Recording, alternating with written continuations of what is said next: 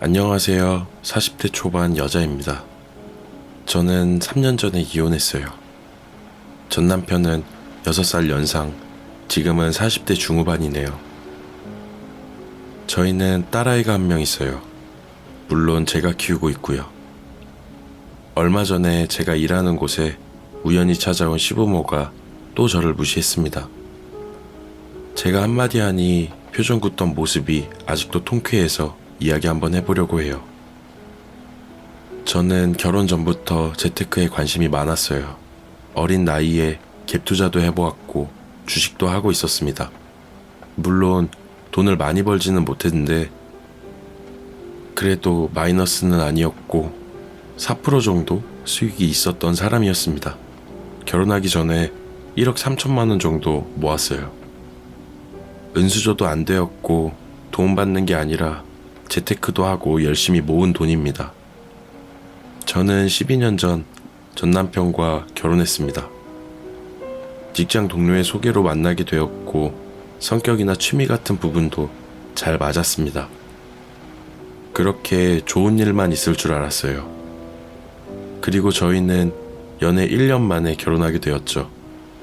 그리고 결혼하고 1년 뒤 제가 임신을 했고요. 제가 기분 나빴던 건 그때부터 시작됩니다. 딸아이가 태어났고 산후조리 중이었던 저에게 시부모는 첫애는 아들이어야 하는데 라고 했어요. 제가 아이를 안고 있었는데 말이죠. 저는 아무 말도 안 했던 것 같아요. 당시에는요. 그리고 나서 시간이 조금 지났습니다. 전업주부로 아이를 보면서 있었죠. 시부모님은 저희 집과 30분 정도 거리에 사셨어요. 자주 놀러 오셨고 그런 걸 기분 나쁘다 생각하진 않았습니다. 저희는 아이를 더 갖지 않았고 시부모님은 더 가지라고 이야기를 하셨죠. 저는 지금 상황도 좋지 못하는데 어떻게 아이를 더 갖냐고 이야기하면서 이야기를 잘 했습니다. 남편은 돈 관리를 직접 했었고 저도 제 돈을 직접 관리했어요. 생활비를 받아가며 생활했습니다. 저나 남편이나 집안이 엄청 좋은 편도 아니었고 평범보다 못한 집안이었어요. 저와 남편은 조금씩 모아가며 알뜰살뜰 살았습니다. 저도 모은 돈이 조금 있었고 남편이 사업이 힘들어지면서 모은 돈 절반 정도는 그냥 주면서 힘내자고 했던 적도 있습니다. 아이가 5살 될 때 힘든 상황을 이끌어가던 남편의 사업이 완전히 접혔습니다. 너무 힘들어진 날이기도 했죠. 남편은 든든하게 걱정하지 말라며 이야기를 해줬고 남편은 한두 달 정도 집에서 쉬면서 저와 많은 이야기도 하고 있었습니다. 그때는 제가 모아둔 돈을 조금씩 쓰면서 지냈어요. 저는 남편에게 얼마를 가지고 있는지 다 이야기했습니다. 그러던 날 시부모님이 오셨어요. 이런저런 이야기를 하다 제가 모아둔 돈에 대해 이야기를 하셨습니다.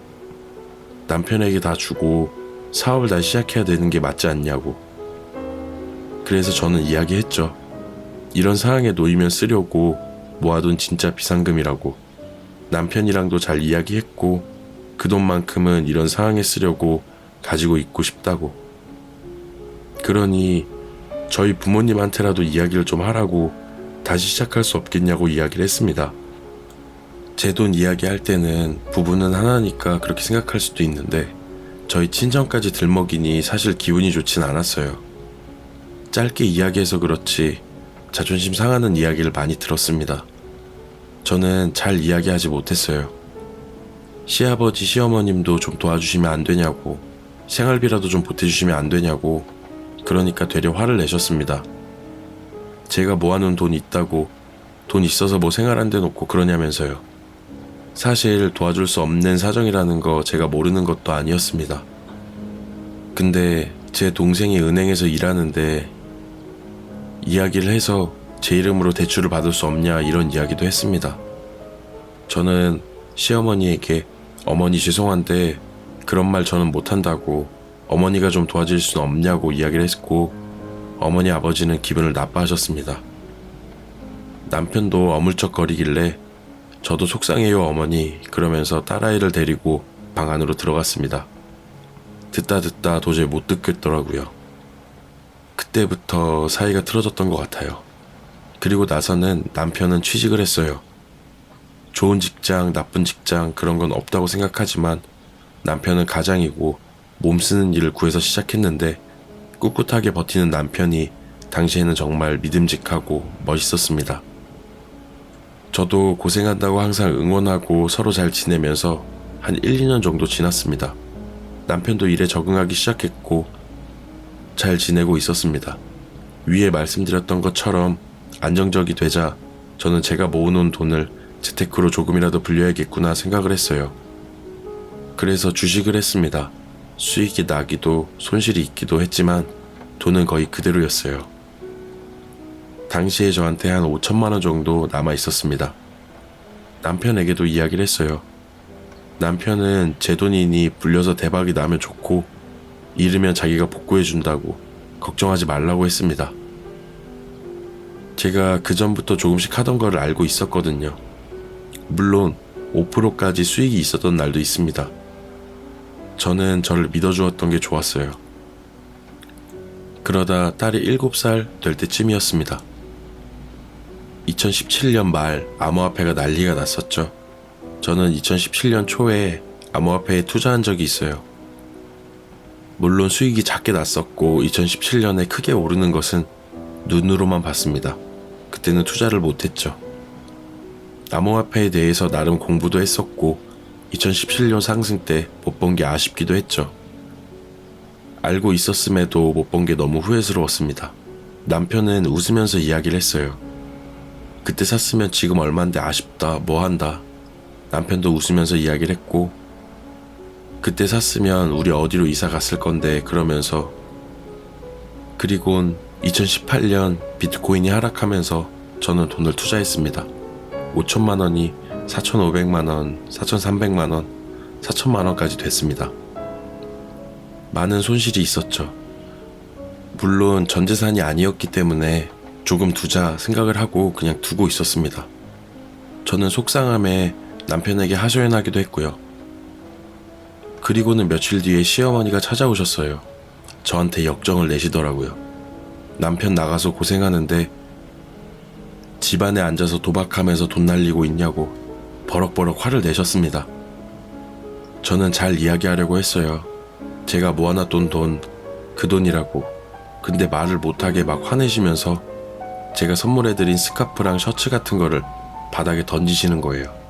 그딴 돈으로 더럽게 라고 하시면서 저는 아무 말도 안 했습니다. 화가 풀리시면 이야기를 하려고 했습니다. 그리고 어머니가 가셨고 며칠 뒤 저는 연락해서 제가 모아두었던 돈이라고 저도 욕심 부리고 하지 않는데 이번엔 욕심을 부려서 그렇게 됐다고 오빠가 고생한 돈 함부로 안 쓴다고 이야기했는데 시어머니는 그때 저에게 그 돈 남편 사업에 투자했으면 어쩌고 저쩌고 하면서 저 같은 년 목소리도 듣기 싫다고 했습니다. 남편도 저를 대하는 태도가 조금씩 달라졌어요. 사이가 멀어지기 시작했던 거였죠. 당시에는 당연 그런 거 몰랐고 제가 시어머니랑 싸워서 그런 줄만 알았습니다. 시어머니는 남편에게 이런저런 이야기를 많이 하신 듯 남편은 조금씩 그런 거 그만하라고 하고 투자 아직도 하냐고 버럭버럭 화낸 적이 너무 많습니다. 그러다가 2019년 이혼하게 됐습니다. 남편이 제가 좋지 않다고 했어요. 아직도 그날이 잊혀지지가 않는데 새벽에 투자 관련 공부를 하면서 아침밥을 차리고 있었는데 남편이 보더니 막 화를 내고 집을 나갔습니다. 네 멋대로 살라고 화를 내면서. 저는 그런 게 아니라고 카톡을 보냈지만 남편은 연락이 없었습니다. 집을 나가서 일주일 정도 안 들어왔어요. 그리고는 연락이 왔습니다. 그만하자고, 이혼하자고. 저 때문에 자기 인생 자꾸 안 좋은 쪽으로 가는 것 같다고. 자기는 다른 사람 만나서 잘 살 거고 저도 다른 사람 만나라고. 저는 붙잡았는데 소용이 없었습니다. 그리고 저는 전 남편이 다른 여자가 생겼을 거라 생각했습니다. 그리고 그렇게 이혼했어요. 2019년 딸이 9살 될 때. 딸은 제가 키우고 싶었어요. 근데 시부모님이 딸은 제가 키우라고 이야기를 하시더라고요. 그때도 너무 화가 나서 싸우고 싶었는데 그냥 좋다고 이야기했습니다. 양육비는 초반 1년만 받고 못 받았어요. 물론 그걸로 또 싸우진 않았습니다. 1년 동안 친정에 살면서 양육비 받은 거 저희 부모님에게 다 드리며 딸아이와 저희 친정부모님 이렇게 넷이 살았습니다. 정말 힘들기도 했죠.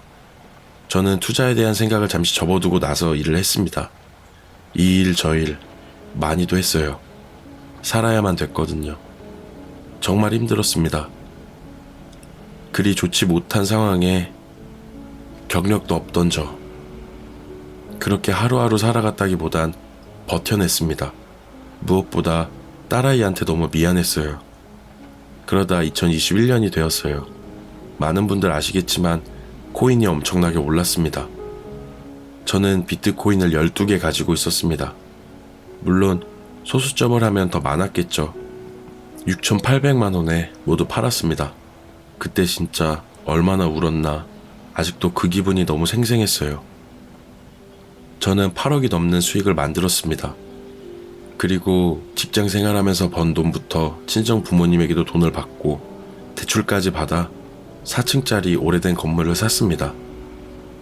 당시를 아시는 분들은 아시겠지만 건물을 사기 위한 대출이 수도권에선 거의 나오지 않았습니다. 은행원인 동생과 이야기도 하고 제가 사는 지역에 그 4층짜리 건물에 대출이 나왔고 저는 모두 받아서 4층짜리 좀 된 건물을 샀습니다. 물론 그렇게 큰 건물도 아니었어요. 1층에 2개의 가게, 2층, 3층은 원룸, 4층은 저희 집과 부모님 집, 이렇게 살았습니다. 가게 하나는 임대 주고 한 곳은 제가 작은 카페를 운영했습니다. 꿈이었거든요. 그때부턴 딸아이에게도 아낌없이 해주고 있었죠. 그렇게 시간이 조금 지나 임대도 잘 되고 나서 카페도 자리를 좀 잡았어요.